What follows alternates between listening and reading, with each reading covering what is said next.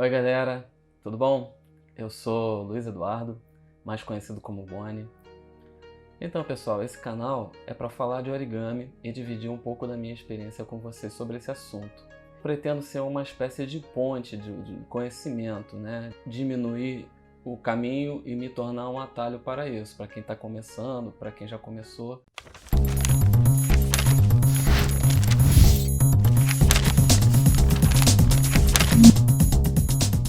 Eu sou do tempo que não tinha internet, então sabe como é?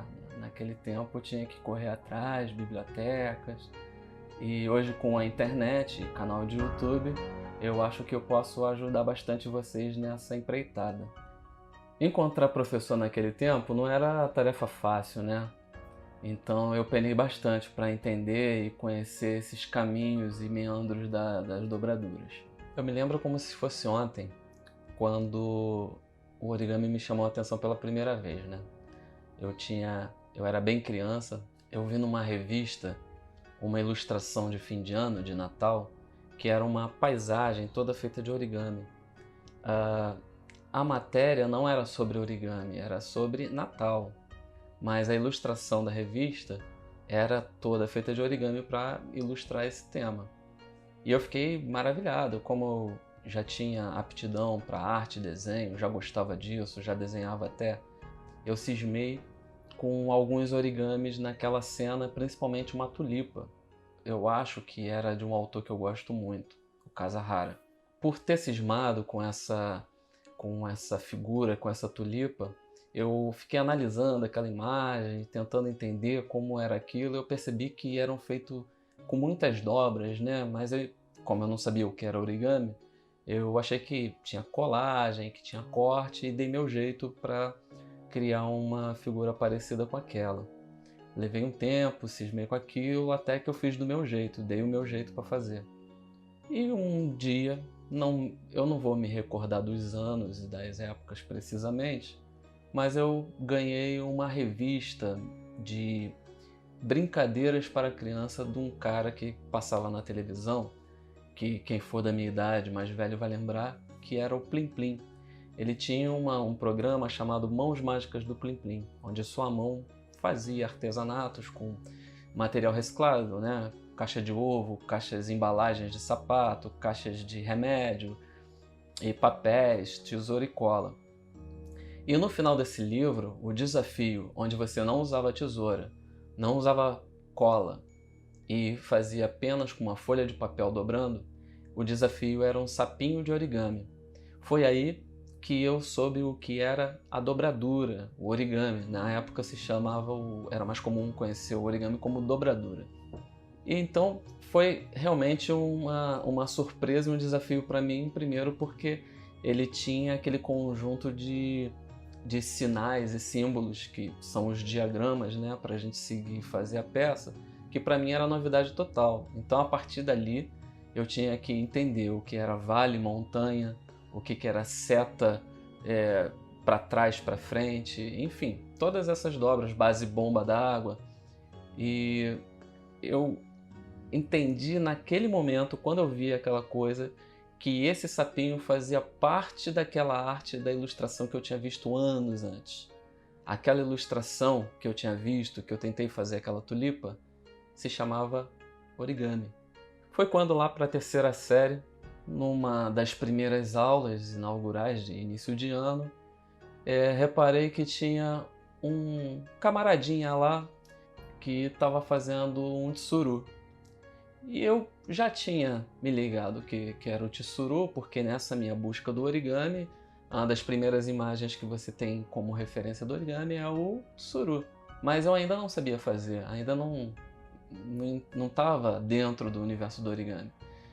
E, claro, por interesse e por curiosidade, fiz logo amizade naquele momento com esse camarada que se chama Roberto e viramos grandes amigos. Ele me apresentou livros, publicações nacionais e japonesas. E o melhor de tudo é que a mãe dele também fazia origami e era muito boa nisso. Ela fazia cada peça incrível, né? E quando eu fui na casa dele foi como visitar um parque de diversões, né? Porque tinha papel de qualidade, origamis lindos, livros para consultar E o melhor de tudo, eu era amigo de um cara que já estava totalmente nesse universo e podia compartilhar comigo tudo isso que ele tinha acesso. E passando o tempo, eu fui praticando mais e junto com ele a gente dividia momentos, né, interpretando diagramas. Foi aí que eu comecei a ficar com mais prática, né, na leitura do diagrama e, claro, com a prática também de manusear o papel, tornar o origami mais limpo, menos amassado, começar a botar o meu estilo e também abrir a minha mente para fazer modificações que depois vieram a me tornar capaz de criar minhas próprias peças. Nesta época também, ele me apresentou uma livraria que era pertinho da minha casa, na Zona Sul, que se chamava Rio Shobo. Era não só uma livraria, como era uma loja de artigos para orientais, né? Tinha comida, publicações, jornais, diários, revistas. Lembrando que estávamos nos anos 90, então nada desse tipo de material ainda existia na internet, então você tinha que buscar mesmo em bibliotecas, livrarias e lugares especializados. E importar livros nessa época era praticamente impossível por causa dos valores. E é claro, enquanto eu mergulhava nesse universo de cabeça, eu comecei a pedir o meu primeiro livro de origami. Acabei ganhando de aniversário. E esse livro foi comprado nessa loja que só tinha produtos japoneses. Então o meu primeiro livro de origami era todo em japonês. Então já não dava para eu ler a legenda. E foi aí que eu comecei a ficar mais fera ainda na leitura de diagramas, que é esses sinais universais, né? Então isso me abriu mais a mente, me deixou mais apto para fazer peças com algumas complexidades avançadas. É claro que não daria para eu pedir ou comprar livros todo mês, toda semana, porque eram importados e tal, e como eu falei, nos anos 90 era muito caro esse tipo de coisa. Foi aí que eu descobri o Centro Cultural Japonês aqui do Rio de Janeiro e soube que lá tem cursos de todo tipo de coisas da cultura japonesa e uma bela biblioteca também de tudo em relação à cultura japonesa, e fui lá para ver. Então, quando eu cheguei, era uma biblioteca assim maravilhosa, com vários livros, revistas. Na época tinha videocassete, então tinha fita cassete de eventos japoneses, de dança, de cultura japonesa. Mas o meu foco sempre foi o origami. Eu já ia, nem olhava nem mais para nada. Dava boa tarde, fazia minha ficha de entrada lá e debruçava nos livros. Pegava um por um, para ficar folheando e escolher o livro o diagrama que eu queria ter e levar para casa. Eu pegava o livro, ficava marcando tudo que eu queria e depois tirava a xerox e fazia isso. Ia lá várias vezes e ia fazendo isso até que eu acumulei uma pilha de papel de xerox, de livros, né, que eu pegava lá, que me deu uma boa quantidade de material para ficar trabalhando. Até teve um momento que eu falei, não, por enquanto eu vou ficar fazendo esses aqui, me divertindo, e quando eu quiser mais, Mas o origami não é só dobrar, tem muita coisa por trás disso tudo, né? Para o origami ficar legal, ter um resultado que você quer, tem que ter uma boa escolha de papel, tem que ter a relação da gramatura, as estampas, os tipos, né? E foi uma outra busca minha. Nessa busca de fazer as peças como imaginamos e ter um resultado satisfatório, eu comecei a pesquisar tipos de papel, tratamentos, o que poderia ser melhor para manter esses origamis também, né? O tempo passou e o origami continuou sempre me acompanhando. E ainda na faculdade, muito cedo, no segundo período, eu consegui um estágio numa empresa de comunicação do Rio de Janeiro. E eu comecei sendo estagiário da rádio, e por gostar muito de arte, ser o meu interesse, meu foco principal, eu fiz contatos e mostrei meus trabalhos e dei um jeito que acabei indo parar no jornal. E lá eu tive a oportunidade de fazer o meu trabalho, fazer o que gostava. Conheci muita gente boa, aprendi muita coisa. Foi um tempo profissional muito agregador na minha vida, né? E nunca deixei de fazer o origami e comecei a ver oportunidades de colocar o origami também no trabalho. Porque como eu era ilustrador, eu fazia muitas capas de jornal, de fim de semana e tal, que geralmente tem capas mais especiais. E de vez em quando eu dava um jeito de fazer uma capa usando o origami como elemento de ilustração, igual eu tinha visto pela primeira vez o origami na vida, tipo aquela revista. E sempre me vinha essa memória, né? Falei, poxa, é muito legal, quem sabe, né? Outras pessoas possam estar se inspirando com essas imagens. E nesse meandro lá dos trabalhos, eu conheci um camarada que era diagramador, muito gente fina também, e vendo como eu dobrava realmente praticamente todo dia, e enquanto não tinha trabalho chegando, eu ficava fazendo pequenos origamis, presenteava os amigos. Foi quando esse camarada falou que, pô, tinha interesse no origami, começou a dobrar um pouco por minha causa, e ele conseguiu, não sei como, um CD-ROM com muitos diagramas, muitos livros, muito material, que até aquele momento eu também não tinha acesso, né? Porque a internet ainda estava engateando, estava no início, eu conseguia algumas coisas pela internet. Ele veio com o CD-ROM, que também é uma tecnologia do século passado. E aí ele falou, eu tenho um CD-ROM aqui que tem muitas coisas e eu não consigo fazer nem a metade. E eu acho que para você vai servir mais do que para mim, eu vou fazer uma cópia para você. Você está interessado? Não precisa nem dizer qual foi a minha resposta, né? Então, cara, aquele material me abriu os horizontes, assim, os complexos, os super complexos, insetos que eu adoro.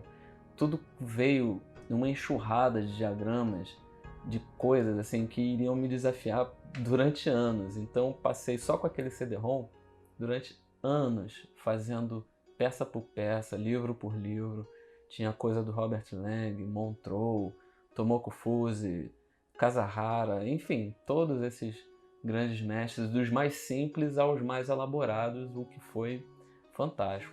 Eu chegava do trabalho, eu já pensava, eu vou comer um negócio, tomar um banho e dobrar. Nessa época eu entendi o origami como uma coisa que tinha função terapêutica para mim. Embora eu visse aplicação no meu trabalho artístico, não era só isso, né? Era uma coisa muito pontual. E ainda é terapêutico, sempre será. Mas eu comecei a ver algo mais no praticar o origami, que tem muito a ver com habilidades manuais, percepção, concentração, enfim, o saber ficar sozinho, o saber contemplar o mundo. E isso se juntou com a minha pegada de ilustrador, de artista plástico, que se completa. Não demorou muito para eu começar a ganhar um dinheiro, né, com isso. Vendo que os amigos e parceiros de trabalho, vendo que eu fazia origami, que eu gostava muito disso e admiravam o meu trabalho, começaram a me indicar, a me pedir trabalhos e comecei a trabalhar com isso meio que despretensiosamente, de forma bem solta. Comecei de forma orgânica a dar aulas, a fazer quadros para expor, a ser convidado para algumas exposições, enfim. Começou a se criar um catálogo de coisas, né, para fazer com origami. E eu gostei disso. Nunca tive a pretensão de trabalhar com origami, como eu disse, sempre foi uma coisa meio que válvula de escape, meio terapêutico, para curtir mesmo. Lá para o ano de 2010, essa minha trajetória de jornal foi encerrada, né, com o Jornal Dia. Comecei a fazer freelancer como artista gráfico, designer, ilustrador. E nesse período, o origami ficou um pouco menos presente na minha vida. Mas é claro que eu não podia ficar tanto tempo sem dar foco ao origami, sem dobrar. Então eu conheci uma pessoa muito especial na minha vida, em que os nossos trabalhos meio que começaram a se misturar, a se encaixar, né? não por ser a mesma área, mas exatamente por meu trabalho poder complementar e colaborar com o trabalho dela. E o origami veio à tona como um elemento a mais, né? E nós nos casamos, tivemos uma filha linda e resolvemos juntos botar o origami num foco maior. Trazer comigo toda essa trajetória que eu fui adquirindo ao longo desse tempo todo e jogar para o mundo, ensinar, trocar ideia, participar de eventos, grupos, encontros, coisas que eu não fazia antes. Eu era um dobrador solitário, nunca gostei muito de redes sociais, para dizer a verdade, então eu não tinha facilidade de ficar me relacionando com as outras pessoas, trocando ideias sobre o assunto. E eu ficava só seguindo aquelas pessoas, os mestres que eu gostava. Em 2019, eu comecei a pensar com mais foco no projeto origami. Foi aí que eu criei o perfil Origami Carioca no Instagram. Comecei a colocar conteúdos de ensinamentos de diagramas no início, alguns diagramas próprios. Foi quando eu comecei a expor meus quadros e testar expositores. Participei do Babilônia Feira Hype e foi bom também que eu consegui ver a reação do público ao vivo quando elas viam as peças de origami, como era o respaldo, o que elas diziam, o que elas pensavam, e fiquei muito satisfeito com o resultado.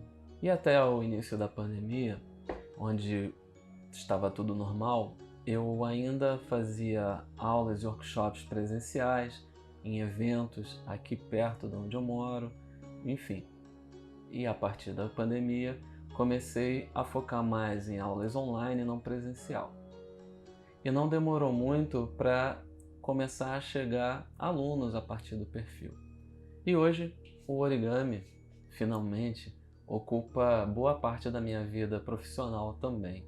É claro que eu faço origami por prazer, no meu dia a dia, para brincar com a minha filha, mas ele acabou se tornando um prazeroso trabalho, que eu gosto muito. Bom, eu acho que já deu para perceber que eu sou apaixonado por origami, né? E o objetivo desse canal é trazer toda essa bagagem que eu tive na minha trajetória e compartilhar com vocês, né, minhas experiências, falar sobre diagramas, papéis, tratamento e tudo mais que se pode aprender para que a gente consiga fazer belas peças de origami com apenas uma folha de papel. Então, vamos dobrar?